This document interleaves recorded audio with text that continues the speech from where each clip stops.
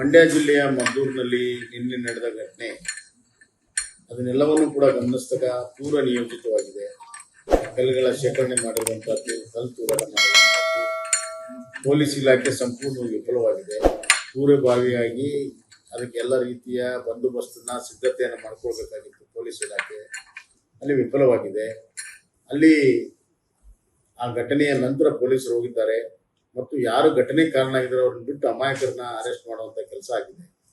ಅದನ್ನ ಪ್ರತಿಭಟನೆ ಮಾಡಿ ಇವತ್ತು ಹಿಂದೂ ಸಂಘಟನೆಗಳು ಪ್ರತಿಭಟನೆ ಮಾಡುವಂತಹ ಸಂದರ್ಭದಲ್ಲಿ ಅವ್ರ ಮೇಲೆ ವಿನಾಕಾರಣವಾಗಿ ಲಾಠಿ ಚಾರ್ಜ್ ಅನ್ನು ಮಾಡಿದ್ದಾರೆ. ಪೊಲೀಸರು ದಮನಕಾರಿಯಾಗಿರುವಂತದ್ದು. ಸಂವಿಧಾನದ ಬಗ್ಗೆ ಬಹಳ ಮಾತನಾಡುವಂತ ಸಿದ್ದರಾಮಯ್ಯ ಅವರು ಸಂವಿಧಾನದಲ್ಲಿ ಎಲ್ಲ ಧರ್ಮೀಯರಿಗೆ ಅವರವರ ಧರ್ಮ ಆಚರಣೆ ಮಾಡೋದು ಮುಖ್ಯ ಅವಕಾಶ ಇದೆ. ಆದರೆ ಈದ್ ಮಿಲಾದ್ ಬಹಳ ಶಾಂತ ರೀತಿಯಲ್ಲಿ ಇಡೀ ರಾಜ್ಯ ತುಂಬ ನಡೀತಿದೆ. ಒಂದು ಸಣ್ಣ ಘಟನೆನೂ ಕೂಡ ಆಗುದಿಲ್ಲ. ಯಾಕಂದ್ರೆ ಎಲ್ಲರೂ ಕೂಡ ಅದನ್ನ ಶಾಂತ ರೀತಿಯಿಂದ ಮಾಡ್ಬೇಕು ಅನ್ನುವಂಥ ಉದ್ದೇಶ. ಆದ್ರೆ ಇಲ್ಲಿ ಶಾಂತಿ ಕದಲ್ಬೇಕು.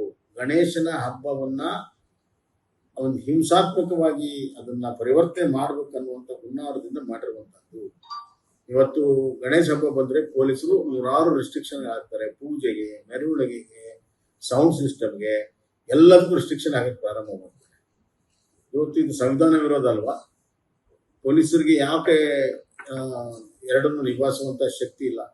ಎಲ್ಲ ಸಮುದಾಯಗಳನ್ನು ವಿಶ್ವಾಸ ತಗೊಂಡು ಮಾಡೋದಕ್ಕೆ ಸಾಧ್ಯತೆ ಇದೆ. ಹಲವಾರು ನಗರಗಳಲ್ಲಿ ಆ ರೀತಿ ಆಗುತ್ತೆ. ಶಿವಮೊಗ್ಗ, ಚಿತ್ರದುರ್ಗ ಆಗಲಿ ಶಾಂತವಾಗಿ ಮುಗಿತಾ ಇದ್ದಾವೆ. ಇಲ್ಲಿ ಯಾಕೆ ಮಾಡೋಕ್ಕಾಗಿಲ್ಲ? ಇಲ್ಲಿಯ ಪೊಲೀಸರ ವೈಫಲ್ಯವಾಗಿದೆ, ಸರ್ಕಾರದ ವೈಫಲ್ಯ ಆಗಿದೆ.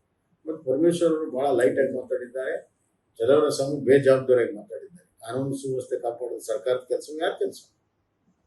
ಬಿಜೆಪಿ ಮೇಲೆ ವಿನಾಕಾರಣವಾಗಿ ಆರೋಪ ಮಾಡುವಂಥದ್ದನ್ನು ಬಿಟ್ಟು ತಮ್ಮ ಕರ್ತವ್ಯವನ್ನ ನಿಷ್ಪಕ್ಷಪಾತವಾಗಿ ಮಾಡೋದಕ್ಕೆ ಕರೀಲಿ. ಓಲೋಕಿಯ ರಾಜಕಾರಣ ಮಾಡೋದ್ರಿಂದ ಪರಿಣಾಮವಾಗಿ ಇದೆಲ್ಲವೂ ಕೂಡ ಆಗಿರುವಂಥ ಸಮಾಜಘಾತಕ ಶಕ್ತಿಗಳಿಗೆ ಇವತ್ತು ನಾವು ಏನ್ ಬೇಕಾದ್ರೂ ಮಾಡಿದ್ರೆ ನಡೀತದೆ ಅನ್ನುವಂಥ ಒಂದು ಒಂದು ಸಂಪೂರ್ಣವಾದ ವಿಶ್ವಾಸ ಇವತ್ತು ಈ ಸರ್ಕಾರ ಕೊಟ್ಟಿದೆ.